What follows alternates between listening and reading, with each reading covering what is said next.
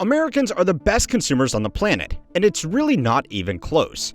The runner-up is China, and they spend less than a third of what we do in any given year, even though they have almost 5 times as many people.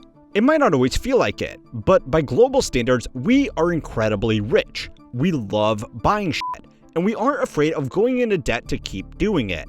More of our economy depends on the consumption of goods and services than basically any other major country in the world. But this has to have a limit, right? As a direct result of our own insatiable desire to consume, our household savings rates are now the lowest they have ever been, and high-risk, high-interest consumer lending has surpassed $1 trillion. That doesn't include things like car loans, home loans, student loans, medical loans, or informal lending like buy now, pay later, which are also approaching all-time highs. So what is going to happen to the best consumers on the planet if they can't afford to consume anymore? And more importantly, could we solve all of our problems by just buying less shit?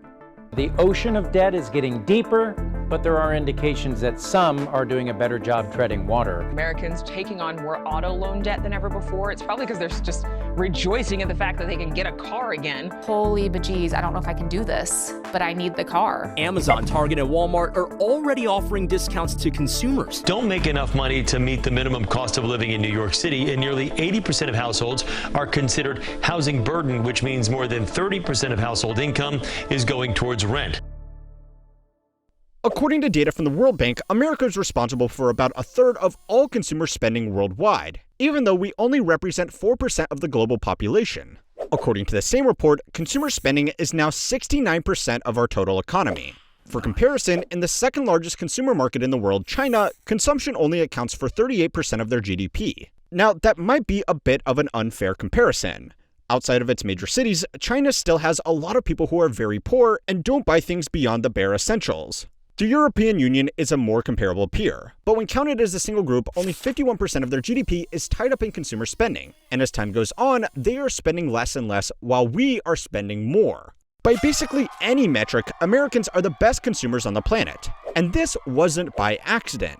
After the Second World War, America had a problem. The industrial juggernaut we had built up to fight the war in Europe and the Pacific no longer needed to make planes, tanks, ships, and munitions for the war effort. After the Great Depression, the government really didn't want to let these factories go idle, so it continued policies first pushed by the New Deal to encourage consumer spending to give those factories and their workers something to feed. The problem suddenly became that the market was saturated with goods and services, and there was presumably a limit to what people would buy. It was at this point that modern Mad Men-style advertising became a thing, as companies now needed to create demand rather than just catering to the demand that already existed. A not-so-fun fact is that a lot of the men that honed their craft creating propaganda for the First and Second World War pivoted to advertising where they could use their skills to sell products instead of selling the nation's war efforts. The historian Kenneth Jackson noted in his book Crabgrass Frontier that the year after the war ended, there were only 8 self-contained shopping centers in America. Most purchases were still done at local standalone stores that catered to the essentials for everyday life. Just 14 years later, though, at the start of the 1960s, there were over 4,000 shopping centers across the country, all vying for their sweet, sweet consumer dollars. At this time, most of the other major economies around the world had the more immediate problem of rebuilding their factories and infrastructure that were destroyed during the war. Only after that did they have to start worrying about what to do with their extra industrial output. This gave America a head start in consumerism that has been hard to catch up to. So that's the incredibly brief story about how we got here. But what does this actually mean for us today? Apart from creating a general culture of consumerism, the undermining of personal financial stability, corporate consolidation, resource depletion, and waste generation, there are 3 less obvious but more immediate problems that consumer-first economic policies have created, and 2 very important reasons why we can't really afford to get off the treadmill of consumption. The first problem we slowly created for ourselves is that consumerism made luxury, convenience, and experience cheap, but everyday life expensive. The optimization of industry, combined with globalized trade, finance, and shared expertise, has made consumer goods incredibly cheap by historical standards. Adjusted for inflation in the 1960s, an airline ticket from New York to Europe would cost $6,000, a fridge $4,000, a massive 21-inch color TV was almost $9,000. A home microwave oven produced by Raytheon was $5,000, and even modest home furnishings were worth the equivalent of tens of thousands of dollars today. Added together, these consumer goods and services that probably seem pretty basic to you were collectively worth as much as a house. That's because back then, consumer goods were luxuries, but housing was a pretty basic purchase. Today, global industry has made consumer goods extremely cheap, but constrained resources like land very expensive. You could go on an extended European vacation, buy the latest array of electronics and home appliances, and probably spend less than a few months' rent. All of these goods combined wouldn't add up to a down payment on a home in most cities, let alone an outright purchase. Now, hot take alert, but a lot of this stuff is actually pretty great. Fridges, washing machines, and modern computers do make our lives better and easier. Even modern services like, well, YouTube can be great if consumed in moderation. And I am not just saying that because I am a dirty, stinking, hypocritical creator. Modern conveniences have improved our lives, and if consumerism stopped there, we could probably have found a happy balance between cheap modern amenities without the trade-offs that came with it. But the problem was, it was almost impossible to stop it there. Building an economy on consumers meant we had to keep on consuming. So it's time to learn how money works to find out what happens when we are finally full. This video is sponsored by Grammarly, your AI writing partner that helps you write faster and more effectively with high-quality suggestions. You may know Grammarly as a spell and grammar tool, but it goes way beyond that. It integrates seamlessly with your favorite apps, helping professionals communicate more clearly and confidently, and works where you do. Whether you're drafting emails, writing proposals, or even scripting videos, Grammarly's AI features help you go from draft to done fast. No more endless rewrites or second-guessing your tone. For me, writing professional emails used to take forever, but with Grammarly's AI suggestions, I get real-time feedback that helps me sound polished and professional without the stress.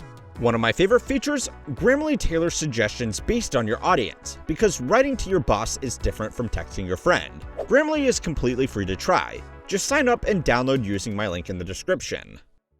It's the easy and trendy thing to write off consumerism as just a generically bad thing. So as much as I would love to make an easy video about how consuming modern goods and services is everything wrong with the world, there is a little bit more to it than that. A lot of things we consume genuinely increase our standard of living and quality of life. Somewhere between you leaving society behind to live off the land and taking out a buy now pay later loan for a Temu order is some happy medium of spending on consumer goods and services. Economists call this simple idea the law of diminishing marginal utility, where as consumption increases, the additional satisfaction or utility gained from each additional unit consumed falls. Normal humans just call it not overdoing things. And the strongest evidence to support the idea that we are overdoing things is that consumption is actually surprisingly equitable.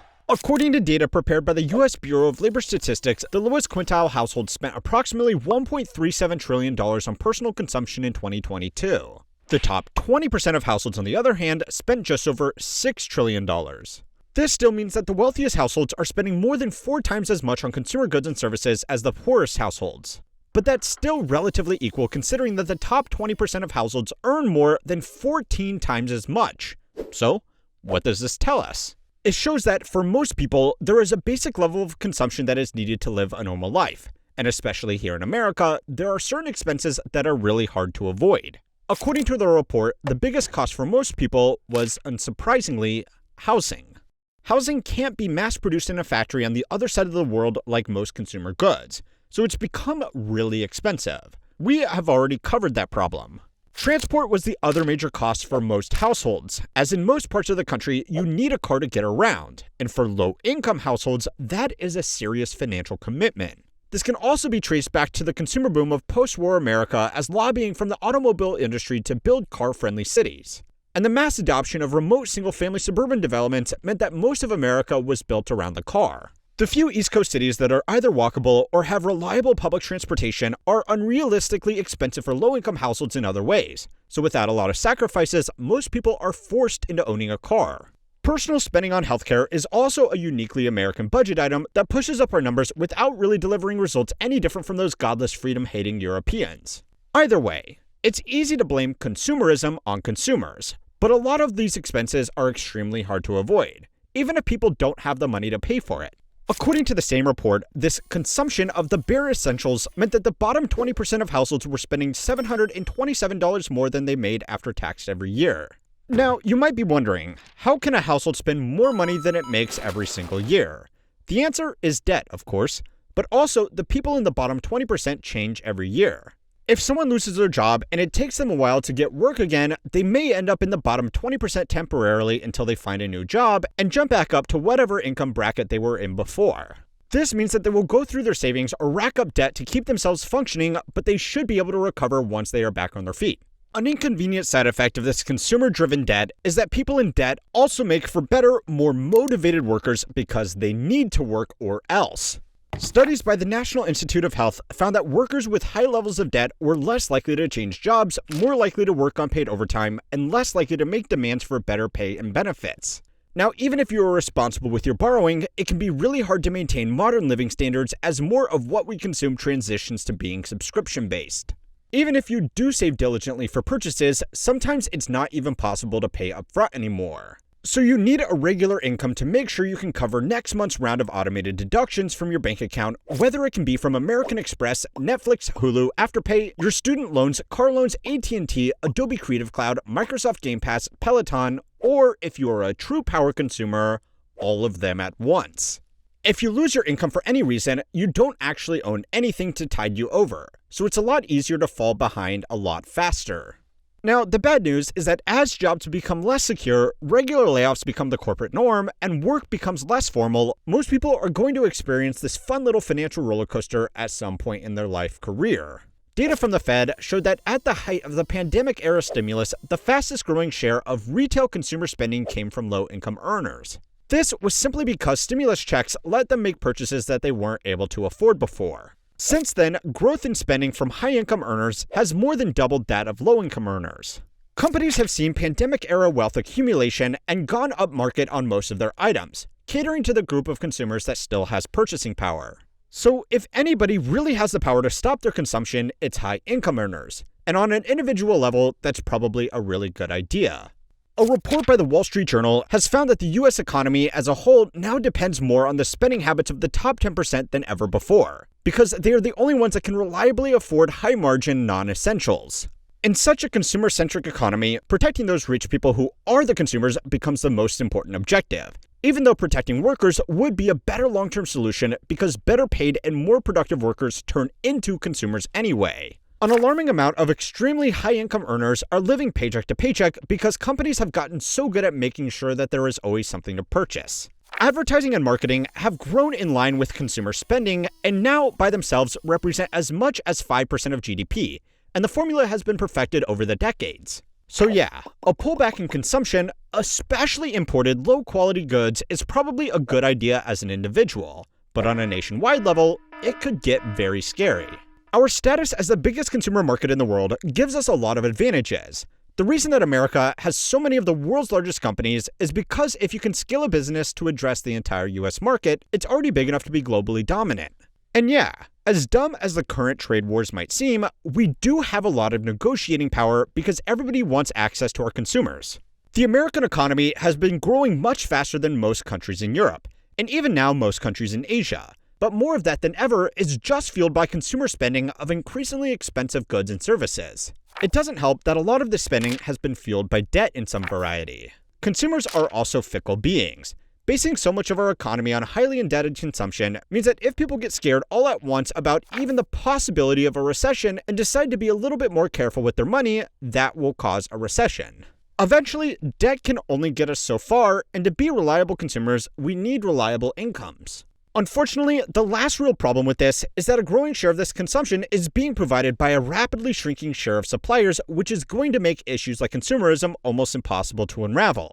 Go and watch this video next to find out just how concentrated our economy has become. And make sure to like and subscribe to keep on learning how money works.